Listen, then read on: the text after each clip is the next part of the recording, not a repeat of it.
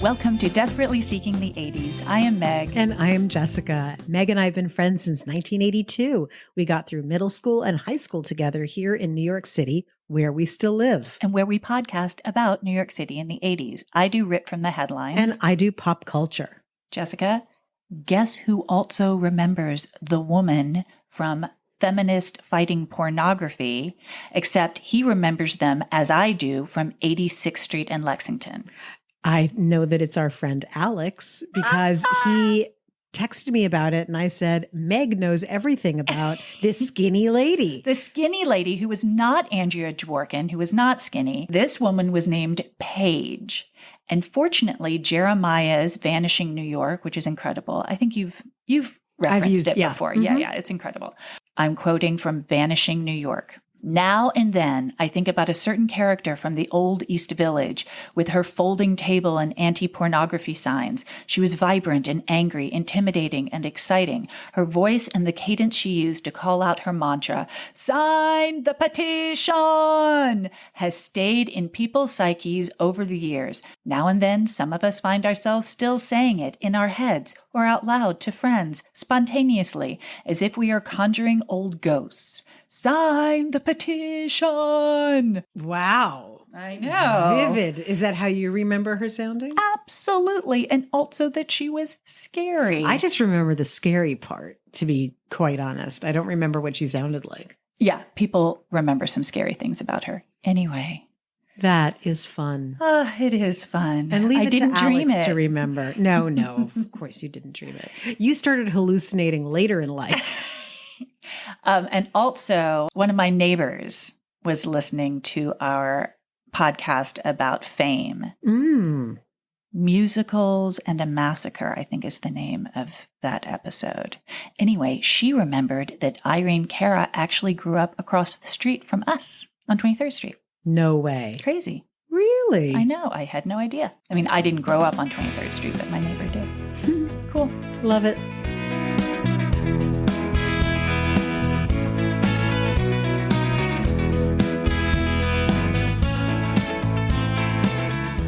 Another thing about my neighbor. Yes. She was an extra in Fame.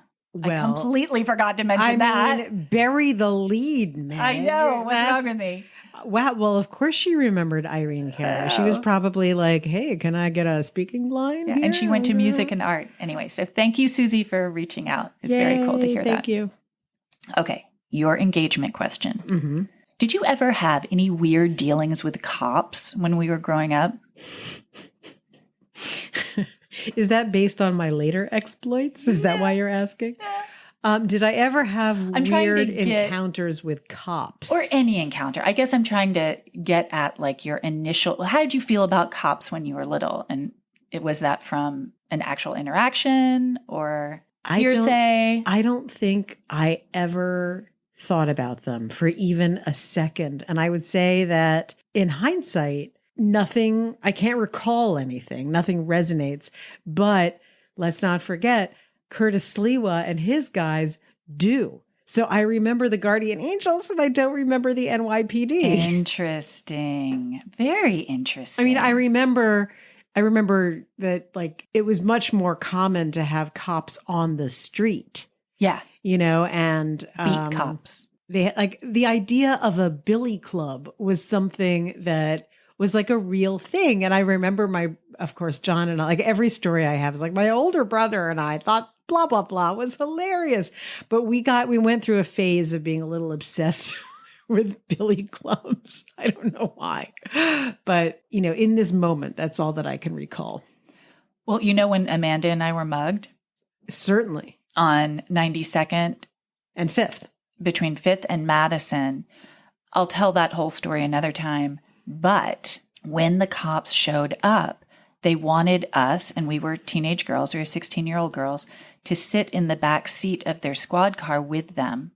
And Amanda's mother lived on 89th Street. I remember vividly that building. Yeah, and she came running over, of course, as soon as the neighbors called her because we told everybody who we were and call our parents and everything.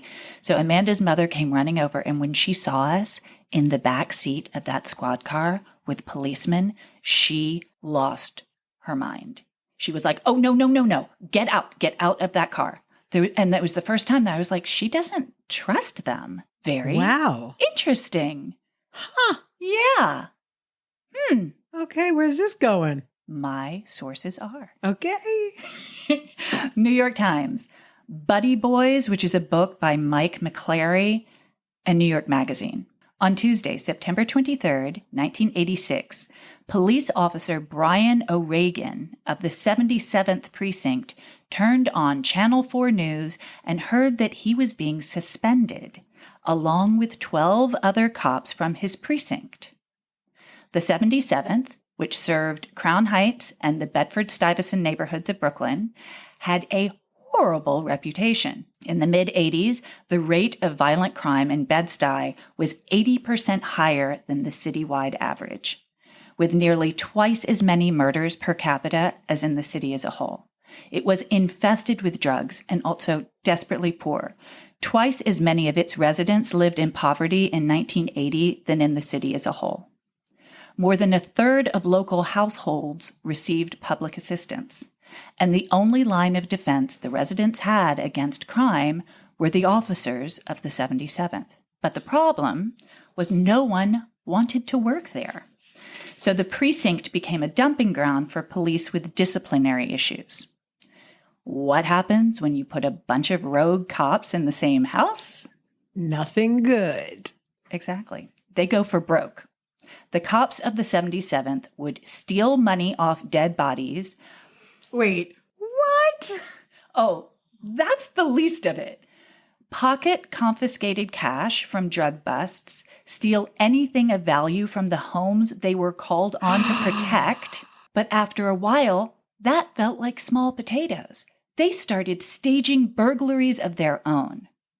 When one of them heard of a good place to rob, maybe a drug dealer with a lot of cash, they would radio the entire squad with the code Buddy Bob.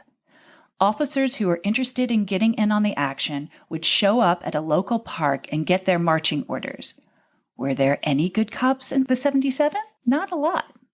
And the few who were clean would never turn in a fellow cop. Doesn't that automatically make them not clean? Well, it's really interesting because if you're a good cop, you would think that would mean you're law and order, right? But actually in their vernacular, good cop means you won't turn in a fellow cop. Doesn't matter what he does. Interesting. Right. So when they would say, is he good? Is he good? That meant, will he not turn me in if I do something wrong? They lived by the blue code of silence. And it was hard to stay clean, even if you had the best intentions to start. Brian O'Regan had moved back to Brooklyn after his father died. He was happy when he was policing in Fort Lauderdale, where he had moved during the financial crisis of 1975. But he wanted to be close to his mom because, his dad died, so he came home and was assigned to the 77th. He found himself in a combat zone where each year saw as many as 80 people murdered, 100 raped, 400 shot, and more than 3,000 robbed in the 77th. And just for reference, how many square, is that a mile? Like a square mile? Like what are we dealing with here? So people can get a frame of reference for 80 murders in what area? We can look that, I can visualize it on a map, but I don't know what the mileage is. So let's remind me to look that up, and we can do that in the next segment because that is interesting. He would arrest a guy for drugs or gun possession and then see him on the street the very next day. And his life was on the line every day. It was really dangerous to be a cop, and he depended on his fellow officers to keep him alive. And this dependency also led to very poor choices. In his first week on the job, he and his partner were called to a dress shop. The plate glass window had been smashed in. Brian watched as his partner went straight to the cash register of the shop and grabbed a bunch of bills. His partner handed him $150, and Brian accepted it. Oh, Brian. But, he's like a rookie, and this guy is... it's peer pressure. It's a classic. Mm-hmm. Brian soon discovered that sometimes cops would make fake 911 calls saying a place was being robbed just so they could respond and empty the register. I've never heard of such a thing. I mean, creative. Mhm. Then one day, police officer Francis Shepard of the 77th went into a numbers spot, like, people playing the numbers, in uniform and staged an armed robbery. In uniform? This was so brazen. His partner at the time thought it must be an internal affairs setup and that he was being tested. So he turned him in, but it wasn't a setup. It's so insane. So then he was called a rat and he was ostracized by the rest of the squad. They ravaged his locker. That is really nuts. As you were saying it, the only word that popped into my head was brazen, and then it came out of your mouth. That's the only word for that. And completely insane, unhinged, crazy. Brian not only bended to peer pressure, he leaned into the corruption. The places with the most cash, which were numbers joints and drug dens, were often fortified. So the officers would borrow sledgehammers, axes, ladders, and ropes from the fire station. They would break the doors down with hammers and axes and scare the crap out of the drug dealers. Brian said, quote, "It was glory. It was not money. It was you finally getting back at all the slaps you took. It was getting back at the skells, back at people you couldn't hit. Sometimes I used to get a deep, deep feeling of guilt, but then it would go away. I would go back on patrol and it would go away." And his crimes escalated.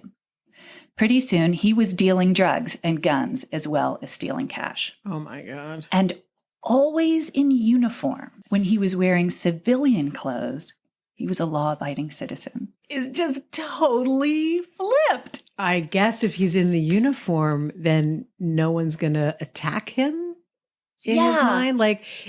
That's the protection, because no one's going to rat on you. And if you're in uniform, I suppose a civilian isn't going to attack you because the rest of the precinct will kill you. Yeah, it's just so interesting to me that it's like two sides of the same coin, and it's just so easy to flip the coin over. He started to feel desperate and couldn't see any way out, so he convinced Henry Winter, a fellow police officer, to shoot him in the hand so he could retire with disability. But Henry couldn't go through with it. Brian became increasingly depressed. Quote, "I never stole before I got there. Then it got so I didn't care. Anything could happen and I wouldn't care. It was like I was dead." And they didn't just go after criminals. Once Winter and his partner answered a call from a woman whose apartment had just been burglarized. She told the cops that she kept, quote, "a lot of money," $200, hidden in a closet. Maybe the burglars missed it. The partners went inside to check. The money was still there. So Winter stuffed it in his pocket. "Yep," he said, stepping outside. "They got it all, lady." That's just so depressing. It's so depressing. And can you imagine living in these neighborhoods? What are you supposed to do? I mean, it's just horrible. Well, I think it's also interesting. There's no one to turn to. No.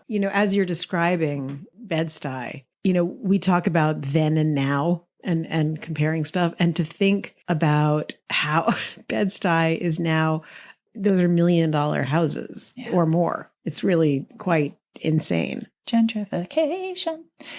Eventually, one of the harassed drug dealers went to internal affairs to complain. A drug dealer went to complain? Yes. This is priceless. And internal affairs organized a sting.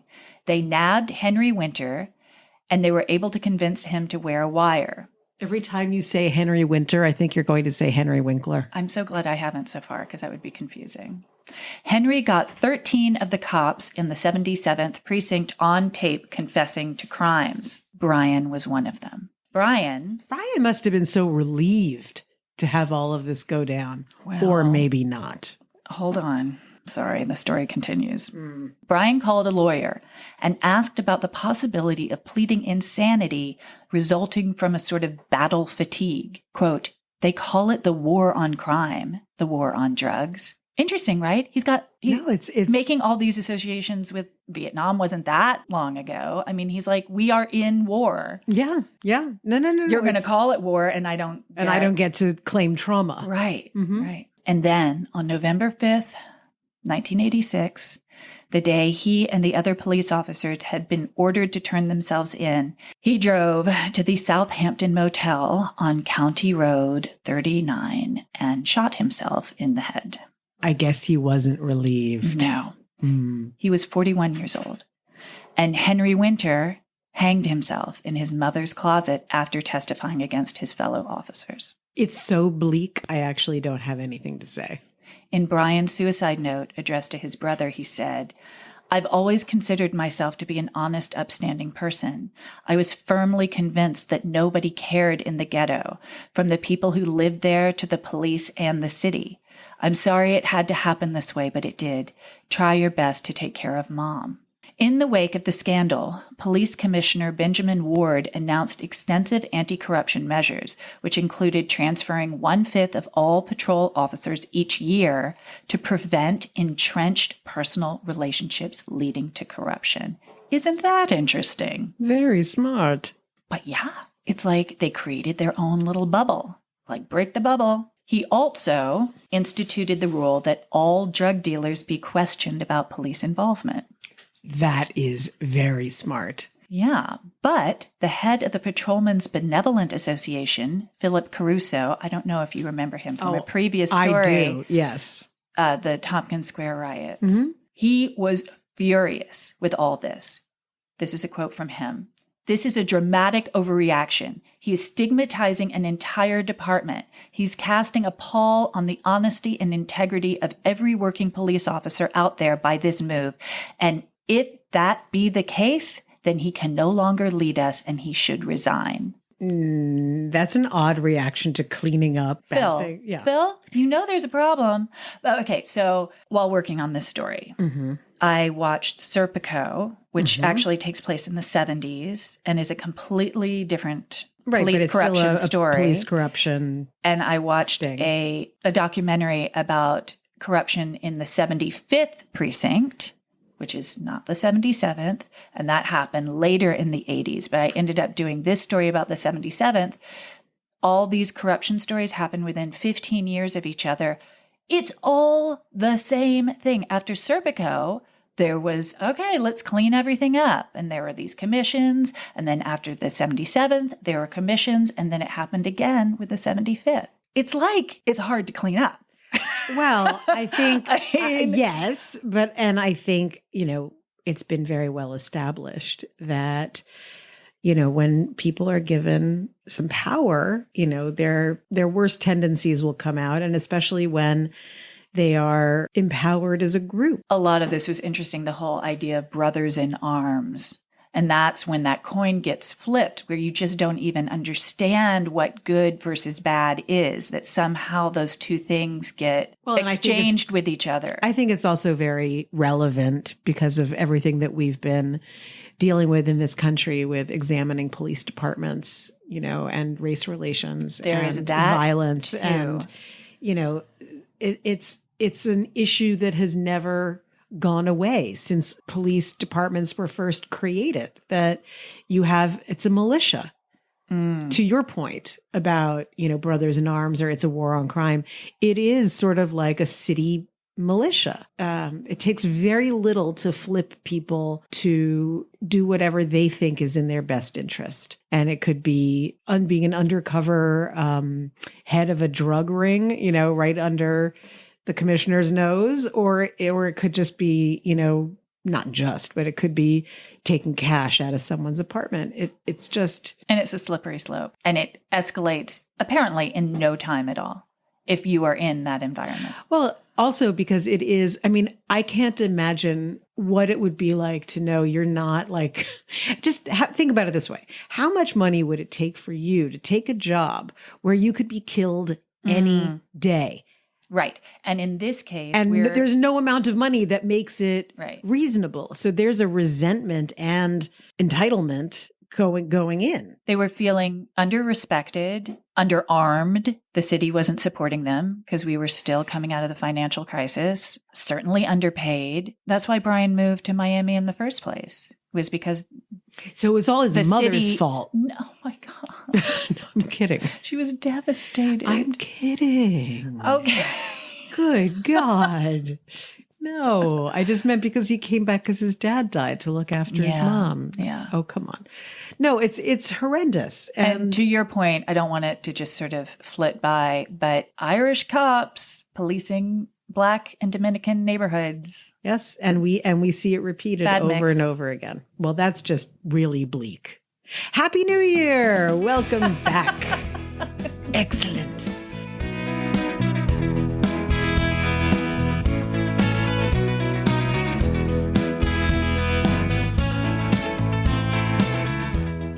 So to answer your question, Jessica, Yes. the 77th Precinct is in charge of about 4.5 square miles. And currently, the commanding officer is an African-American man, Deputy Inspector Tony R. Brown. And the other officers who they are listing right here all appear to be African-American too. So that's changed. What has also changed? Murder in 2022 versus 1990, down 84%. That's amazing. Rapes, down 75%. Robbery, down 91%. I mean, That's pretty impressive. that's like a different place entirely. Yes, agreed. That's a little Crown Heights Bed-Stuy update. Thank you, Meg. You're welcome. So I think we need to go with something a bit lighter. So Cool. this is gonna well, starts light. must. It starts light. Don't worry. It ends disastrously. I'm more than happy to hear something light. Okay. So I have an engagement question for you. What do the TV show Chips, The Hitchhiker, Fantasy Island, The Dukes of Hazzard, and The Love Boat have in common? Were they all on ABC? Perhaps. I don't think Were they so. all on the same night? No. Love Boat Fantasy Island was NBC because Okay. they were right before Saturday Night Live. Remember? Oh, NBC. are you sure? Oh, yes. Okay. If there's anything I'm sure of in life, it's that. Okay. Were they filmed in LA? I'm sure they were. I'm sure they were. Chips, of course. Well, I mean, isn't that the whole point? I Well, think so. California could have been someplace Highway else. Patrol. Yes, yeah. but I mean, Yeah. it didn't have, maybe it was like, So you stumped me. okay, there's no way you could have gotten this. I had a feeling. What they all have in common is Audrey Landers. Oh, I love her. Tell me why. She had a twin, Yes. which is fun. Yes. She was pretty and blonde. What was her And- twin's name? Do you remember? Oh, gosh. It's not coming to me right now. I just remember But that I they were kind the of like- Landers sisters. They were the Landers sisters. She played, my memory is that Audrey Landers always played the bad girl, and her twin played more doughy-eyed girls. Judy. Okay. Judy, Judy the sister. Landers. But yes, so they, And must have been on Love Boat like a half dozen times. yes, I, of course, decided when I started doing this research that they, one or the other was always on. And I have a feeling like there might have been, like at one point, maybe there was like an extra character that was like Julie McCoy's best buddy who's on the boat. I would be shocked if she wasn't considered a recurring role, Yeah. even if she didn't play the same person every I know, time. Audrey Landers and Milton Berle. So Audrey Landers always played a role that doesn't exist anymore because we don't use words like this. But at What the are time, you about to say? she was a bimbo. Oh, I thought she was like the seductress. No, she was a dumb blonde. That was the Okay, the so maybe comedic. it's the other twin who was more Well, I never watched naughty. Dallas or Falcon's Crest or whatever those shows were, but I do know that Audrey was on Dallas and she played Afton Cooper. I don't Watch have Dallas. I definitely watched Dallas. It was one of my favorite shows, but I'm not having a strong memory of her on the show, so I'm going to have to like go back and look at that. Well, Audrey Landers was a type of actress in the 80s and late 70s who was formed in the same mold as Chrissy. Yeah. From Suzanne Summers. Yeah. Right. From Three's Company. Yep. And it's interesting to me. That's a role that just does not exist anymore. Right. Like the dumb blonde was such an archetype. And it was like from 30s movies, you know, there's Jean Harlow and what was that? Born Yesterday with, she's hilarious, Judy Holliday. But Audrey Landers was also in a movie that I could not believe was made in 1985. I'm backing into my story. I'm coming at this from a weird angle today, but as I started to dig more and more into my actual topic, this other stuff just blew my mind. So what year? No, I already blew it. I can't ask you that question. Can you believe that the movie of A Chorus Line was made in 1985? You think that's late in the game or early? I thought that it was made in the 90s. Yeah. I couldn't believe that it was made in 1985. And Audrey Landers was absolutely in that movie. Yeah, she was the one who sings Tits and Ass. Yeah. Uh-huh. Yeah.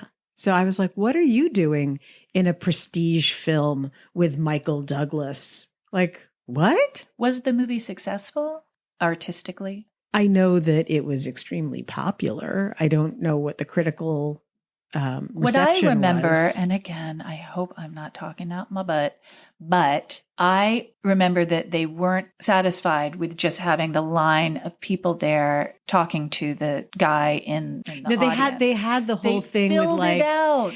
but it was only within the theater. It was the thing with him and Cassie.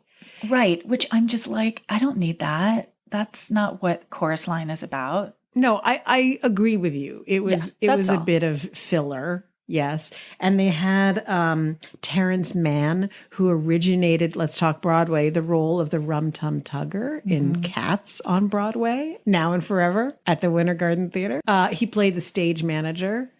Yeah. All that backstory. Yeah. It messed with the cleanness of the line. Just an was opinion. just, you know, what I found so shocking, and maybe this is like oh, hi, you're Gen X. Guess what?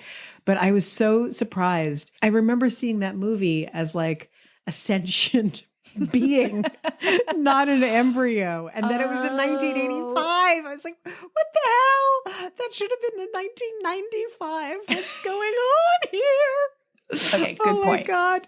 So the reason that I was so stunned by this and how I found this out, and I started thinking about that movie and I was looking up the film and who was involved and like, oh yeah, so many people in that are dead and not because they died of old age. You know, a lot of people died of AIDS who were in that film because it was a lot of triple threat dancer, singer, actor, Broadway performers. And the reason that I was even looking at it in the first place was because I was thinking about going back to who died in the 80s. The person, and I was trying to think like, who would I really want to talk about?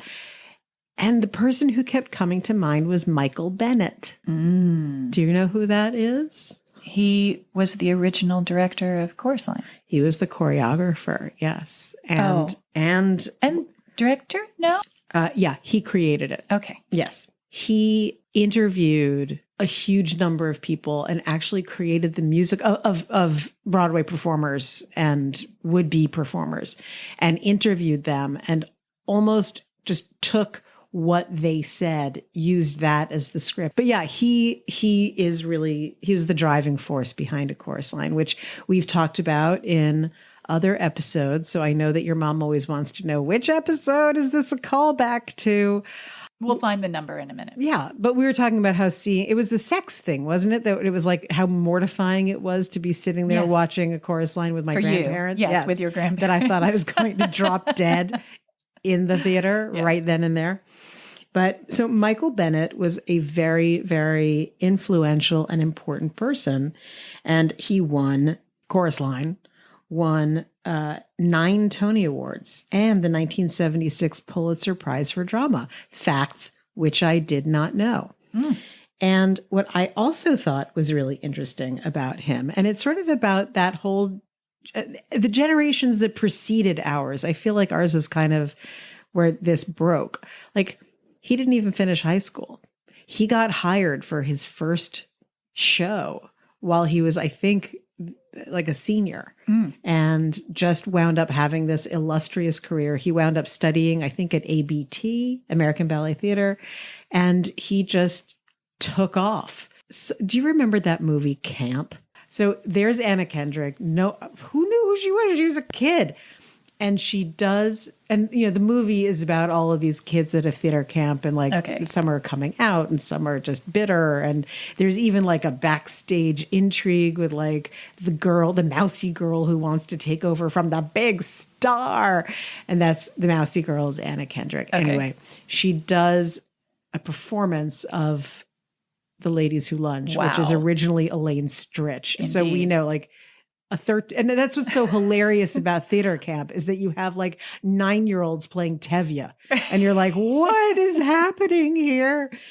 But I remember seeing that movie and seeing her perform. And I was spellbound. I was like, oh my God, who is this girl? So Anna Kendrick, well done. But in that movie, they show a performance of these kids doing It's Turkey Lurkey Time from Promises, Promises. Okay. Have you ever seen this? No, because I haven't seen the movie. The choreography is unbelievable and it's iconic. And these kids are doing it and it's completely hilarious. And after that came out, it was like one of the most searched and downloaded clips on YouTube and whatever. He did that. Michael Bennett did that. What really surprised me was that he married. Do you remember Donna McKechnie? She was, original cast of A Chorus Line. Do you know he married her? Michael Bennett? Yes, the gayest man alive. I didn't know they were that. married for a year. Wow. And I think that's going to be one of my follow-up assignments to myself to be like, what? Why? Find out what happened there. Yeah. Anyway, he was a very important person. And he changed Broadway and he changed dance. And he was as influential in his time, though his time was cut short, as Bob Fosse, who, interestingly, his daughter, Nicole, was in the movie A Chorus Line. Really? Yes. Is she the same daughter who does the dance with? Well, that's not his real daughter, but she also was. No, that's Erzbet. Oh, you're right. I'm so sorry. But Nicole Fosse was in All That Jazz as well. I just don't know who she played. How did you know what I was talking about? Because I already know. I know. Okay, we were talking about All That Jazz. There's an amazing scene when Bob Fosse's character, his daughter, dances with Anne Reinking, and it's incredible. Yes, Anne Reinking, whose legs are just everything about her is just but they're like she wasn't quite human. Like the legs were so long, so bizarrely but also just long, her gorgeous style. Everything about her was just aspirational. Yes, agreed entirely. So Michael Bennett, Italian dad, Jewish mom, real last name. His name was Michael Bennett DeFiglia, and he died in Tucson, Arizona at the age of 44 in 1987, July 2nd, not long after we graduated from high school together. Gosh. He started off being involved with the production of the film of Chorus Line and then left due to artistic differences. I'm not surprised. Yes. And not due to illness. We don't know. I have not found evidence of that being the case, but I'm sure, I can't imagine. I think it's artistic differences. I haven't seen the movie in ages. My memory is that I was like, this isn't what it's supposed to be. Yes. But you know what movie was fantastic? I thought. All That Jazz? Well, Dreamgirls, which is the film of the musical that Michael Bennett co-directed and choreographed. Really? Yes. You are full of facts today. I am full of facts. Love that show. Yes. Let's just raise a glass as we start the new year, thinking about people who we wish were still around. Because 44. At one point in life, I would have been like, 44, that's ancient. What? And now I'm like, oh my God, he was a baby. He was a baby. What's wrong? Also, what I found out is that he worked on a musical called Coco, with Katharine Hepburn. It was about Coco Chanel. I can't think of anyone more miscast than Katharine Hepburn for Coco Chanel. Unsurprisingly, it was her only stage musical. Okie dokie. Yes. And Bennett also did Company and Follies with Stephen Sondheim. So, most of those musicals were either made into films or the performances have been recorded and you can find them online. And when you do watch, you'll see that the choreography really shaped dance as we experienced it, from then on. He was really quite remarkable.